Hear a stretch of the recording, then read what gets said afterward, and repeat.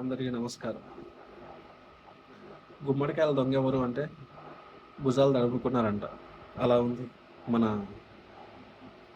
BRS MLA మాజీ మంత్రి జగదీశ్వర్ రెడ్డి గారి ప్రవర్తన. నిన్న కోనసీమలో పవన్ కళ్యాణ్ గారు పర్యటించినప్పుడు తెలంగాణలోని కొంతమంది నాయకుల దిష్టి తగిలిందేమో అని ప్రస్తావించారే కానీ తెలంగాణ ప్రాంతం గురించి కానీ తెలంగాణ ప్రజల గురించి కానీ ఎక్కడ ప్రస్తావన తీసుకురాలేదు. అయినా జగదీశ్వర్ రెడ్డి గారు తెలంగాణలో ఎన్నో పార్టీల నాయకులు ఉన్నారు. అందులో మా జనసేన పార్టీ నాయకులు ఉన్నారు. వీరికి ఎవరికి రాని కోపం మీకు వచ్చింది ఎందుకు నాకు అర్థం కావట్లేదు. వాళ్ళ రాష్ట్రాన్ని, వాళ్ళ ప్రాంతాన్ని వాళ్ళు అభివృద్ధి చేసుకోవాలని వాళ్ళు తాపత్రయపడుతుంటారు. అలాంటి వాళ్ళని ఎందుకు సార్ గెలకటం? అదే పవన్ కళ్యాణ్ గారు తెలంగాణలో పూర్తి స్థాయి రాజకీయాల్లోకి దిగితే ఎలా ఉంటుందో మీ ఊహకే వదిలేస్తుంది. అయినా దిష్టి బొమ్మలు మనకెందుకు సార్ అవి? మన తెలంగాణ సమస్యల గురించి మాట్లాడాం సార్. మన తెలంగాణలో ప్రజలు పడుతున్న బాధల గురించి మాట్లాడదాం సార్. మన తెలంగాణ రైతుల గురించి మాట్లాడదాం సార్.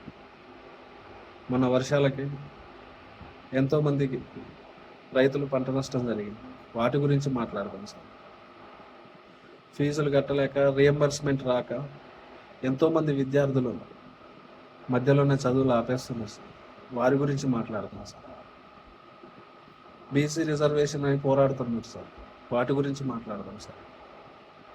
అంతేగాని ఈ దిష్టి బొమ్మలు వీటి గురించి ఎందుకు సార్ అని మా జన సైనికులు అనుకుంటున్నాను. ఇక సాక్షి విషయానికి వస్తే, నిన్న పవన్ కళ్యాణ్ గారు దాదాపు రైతులతోటి 2 గంటల సంభాషణ జరిగింది, అంటే చర్చించడం జరిగింది.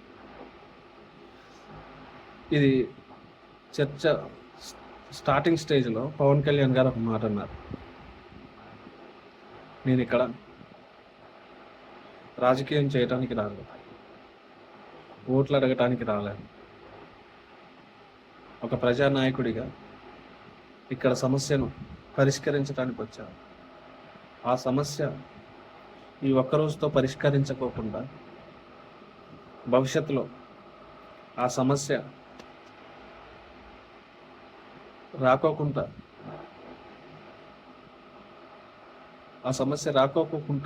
ఎటువంటి జాగ్రత్తలు తీసుకోవాలి, ఆ పరిష్కారాలు వెతకటానికి వచ్చాను అని అన్నారు.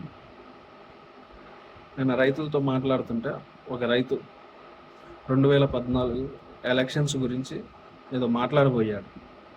అప్పుడు పవన్ కళ్యాణ్ గారు అన్నారు, ఇప్పుడు మనం రాజకీయాలు మాట్లాడే సమయం కాదు, అంత సమయం లేదు మనకి,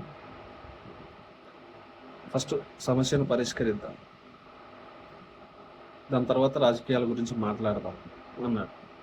అయినా ఆ రైతు పదే దాని గురించి మాట్లాడుతుంటే ఆడ సమయం లేక అప్పుడు మైక్ ఆఫ్ చేయటం జరిగింది. దీన్ని మీ ఛానల్లో మైక్ ఆఫ్ చేశాడు ఒక అర్ధగంట వేసి రుద్దారు. రెండోది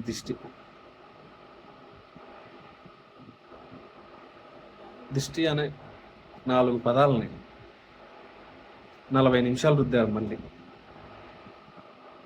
ఏం లాభం? ఎవరికి లాభం?